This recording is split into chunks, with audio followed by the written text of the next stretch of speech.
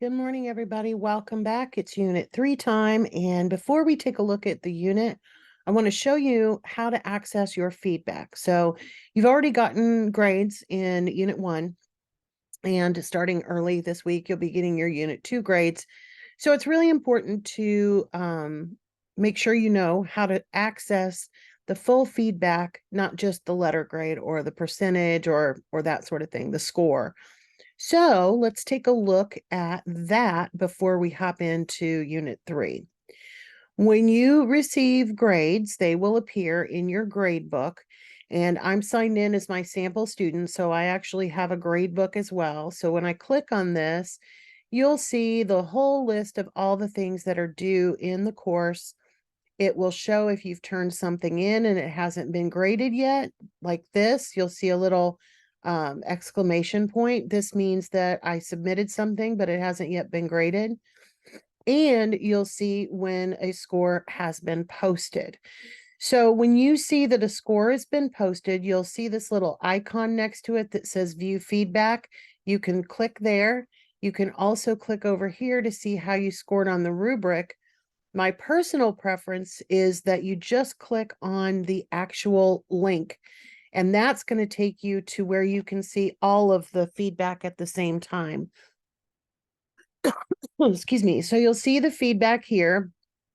This is very short, of course, because this is me talking to myself. But anyway, you'll see the feedback to learners. So this is where I will write out comments to you. And then you will also have the ability to click on the rubric. Now, honestly, the rubric is one of the better ways that you can kind of target areas for potential improvement. If you are reaching competent or meets or exceeds expectations in the category, then you're doing pretty well on it. But if you did not meet expectations, or you're scoring here in the needs improvement part, those are areas where you should probably spend more time on the next assignment, making sure that you are paying special attention to that. So the rubric can be helpful, as well, of course, as the comments. So that's where you go to see your information. And then, of course, as I've mentioned before, if you have any questions about a particular grade like that, you need to send me an email and not just post it in the Ask the Instructor, because, of course, that's where everybody can see it. All right. All right. So let's take a look at Unit 3, where we are talking about routines and rituals. And so you've got some reading to do as usual. You'll want to read the outline carefully, the overview carefully. And then you've got several little articles to pull up and read here in the articles, websites, and video portion. And then finally, of course, before you tackle your assignments, you want to complete the practice with writing module. This is going to help you learn more about APA formatting. You're going to be using APA formatting throughout, and I've already kind of talked to you about it, but this is where we'll really be digging into it a little bit more. And I know that several of you have expressed that this is where you have questions. So please take the time with the practice with writing. That's going to help you get where you need to go. Then we have your assignments for the week. So you have a discussion board, a writing activity, and a journal. This is a busy week, but I have faith that you guys can do this. Unit 3's discussion board is about rituals, and it is a 20-point. So just like last week, you're going to be posting your own response by Wednesday and responding to at least 2 other classmates by the following Sunday in order to maximize your points. For this discussion, we will talk about the rituals that matter to us. Rituals are about intent.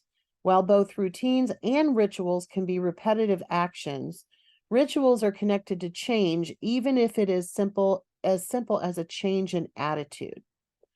So in your initial post, describe one ritual that you think is the most important for you. What is it about this ritual that makes it important? What do you think makes your ritual different than a routine? So when you're thinking about this, you're going to be reading about the definitions a little bit more, but let me just give you a couple of quick examples.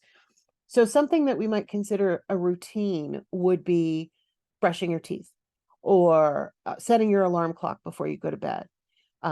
maybe laying out your clothes, like choosing what you want to wear the next day before you go to bed. Those would be routines. Walking the dog, right?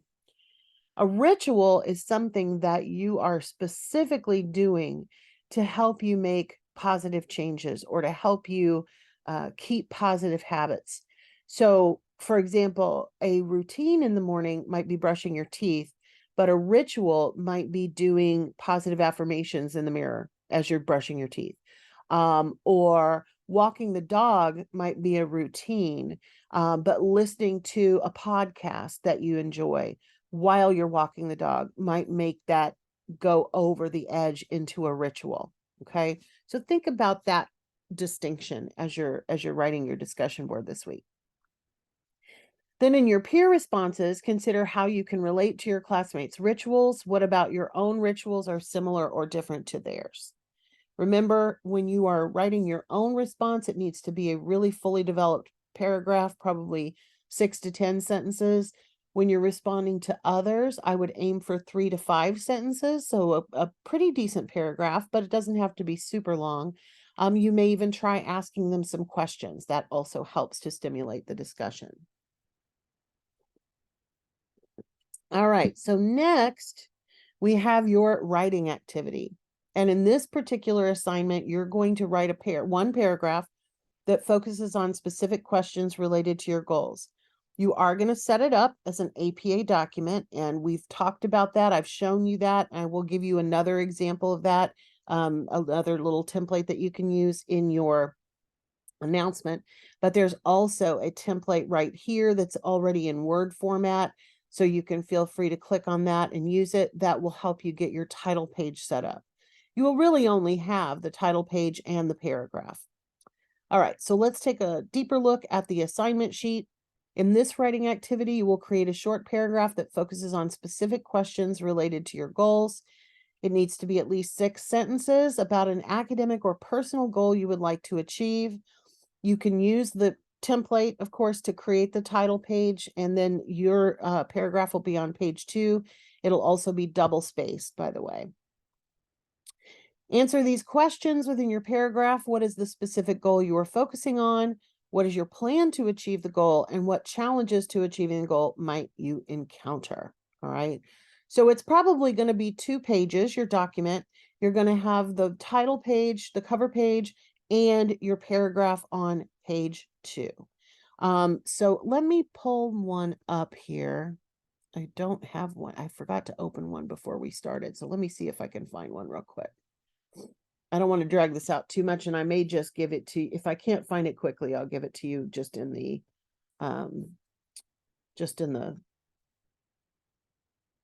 announcement. But let me see if I can find one real quick. I have so many files on my screen, on my oh, there. I think this is the one. Yay. Okay. So let me share that one. Hold on 1 second. I need to add a share here.